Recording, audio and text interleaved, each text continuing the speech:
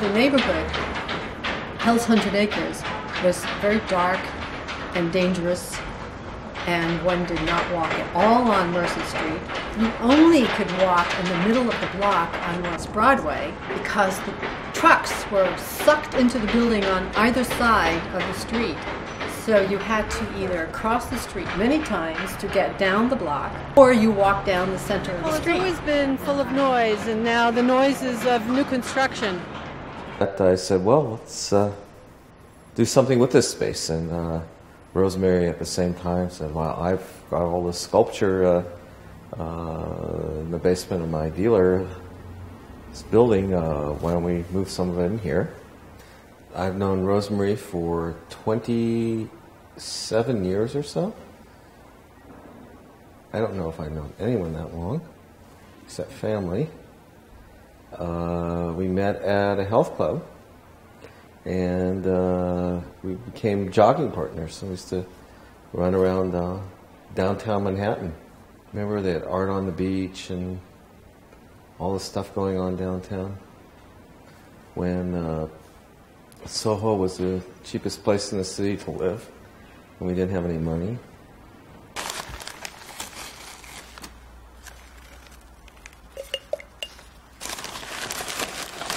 When I arrived here in 1965, we had to live as if we were just working here.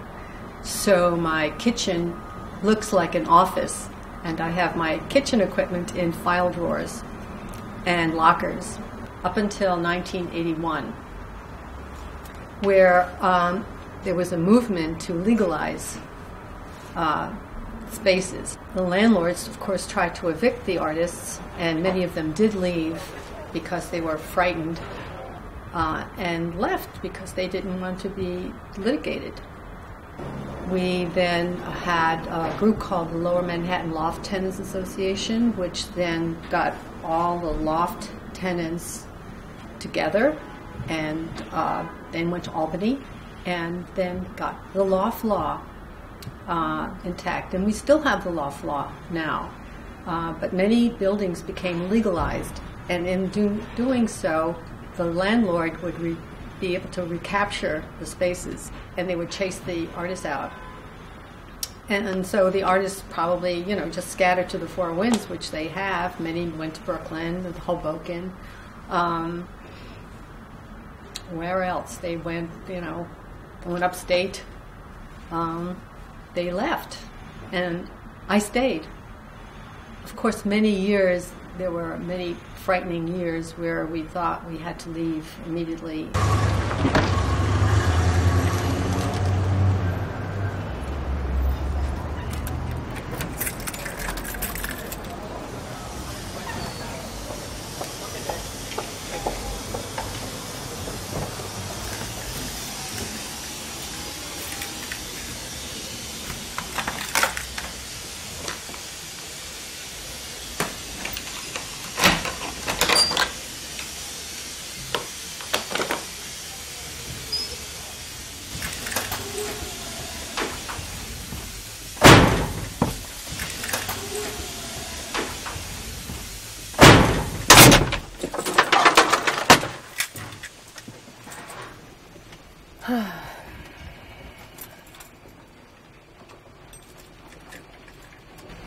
And we'll try to cut a piece of that and lay it down as our base and see how that works.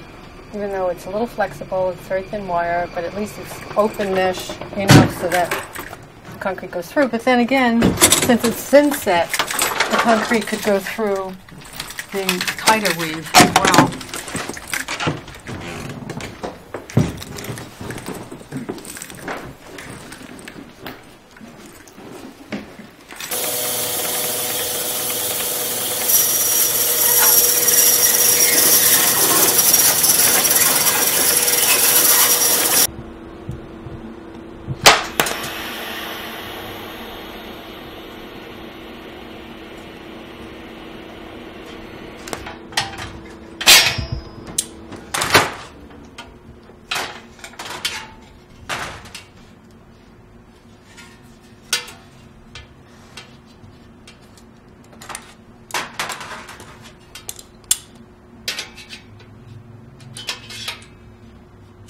Well, these are all laying here as a kind of storage for a future time when I could, in large enough space, put all of these linear works which came out of my dance drawings. So I went to the opera as well as the dance, ballet, modern dance, and drew as a member of the audience. And out of my drawings came these linear welded stainless steel sculptures.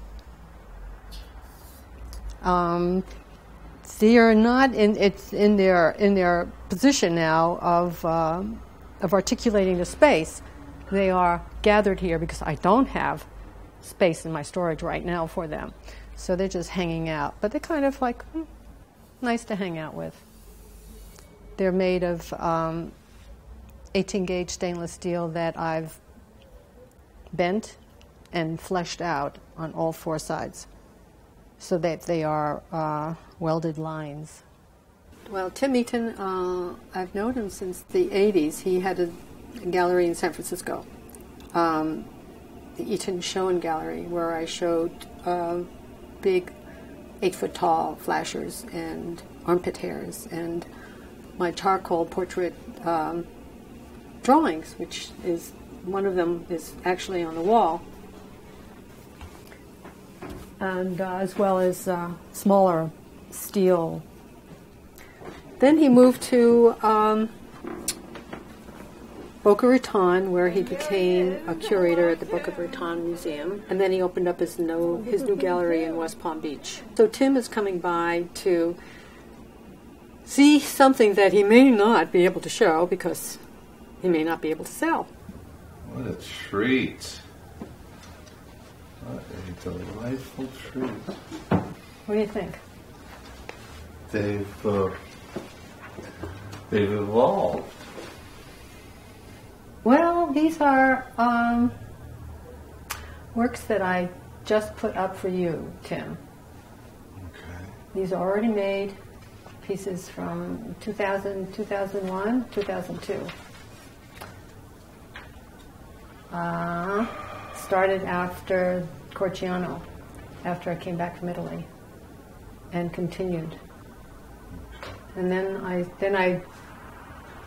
had a hiatus and went to the stainless steel mesh, and then out of that came then the models for the. This is recently I start welding again. You mentioned that. Yeah, but working with the mesh for the models for the Millbrook. Now, these are not stainless. No, these are aluminum. Right. They could make an algorithmical bend on it. Yeah? Yeah, no. Well, you want to see the the monumental. These are in and of themselves. What I want to do, though, Rosemarie, is I want you to ship the one stainless steel and a couple of the others that I will have upstairs or in my office or whatever. Okay. But the show will be this. Will be the theatrical production. Excellent. Will be the exhibition.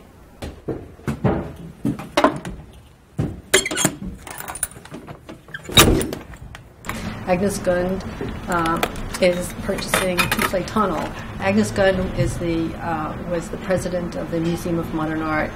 And she stepped down this year, which is very active.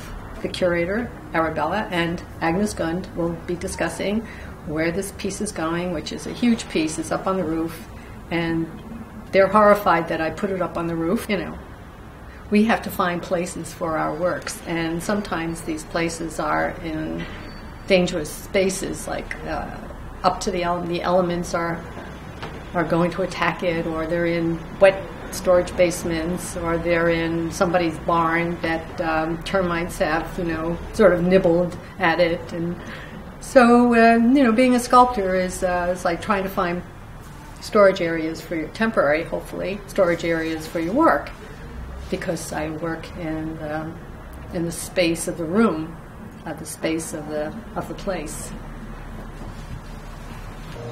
I know the ladder's yours, that one there is yours, and which other one? This one, as I said. It's 3 pieces, huh? Yeah. Yeah, the elements of... The elements here. get it. Yeah. It almost looks like toothpaste got splattered on it. No, not toothpaste. Actually, it was knocked against a painted wall. Stainless steel picks up paint from a very dried painted wall very easily. And occasionally we'll give her some nitrous oxide, some gas. All right. And Rosemarie will ask me for a pad, all right, to write on, and a pen.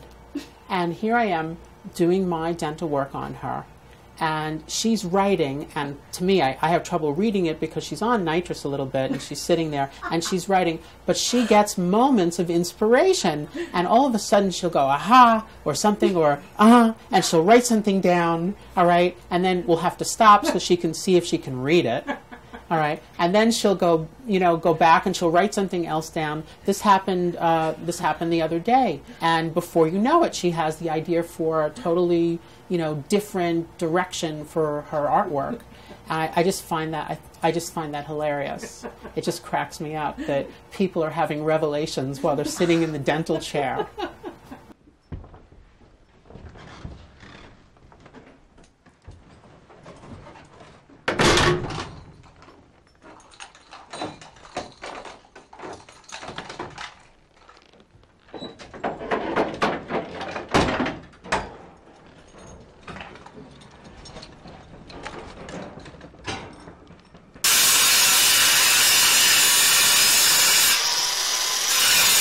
Some of the good things about being in Soho still is that you could, in the evening, if you think you still need something, some bit of material, like pieces of cardboard, wood, you can always walk around the streets and find it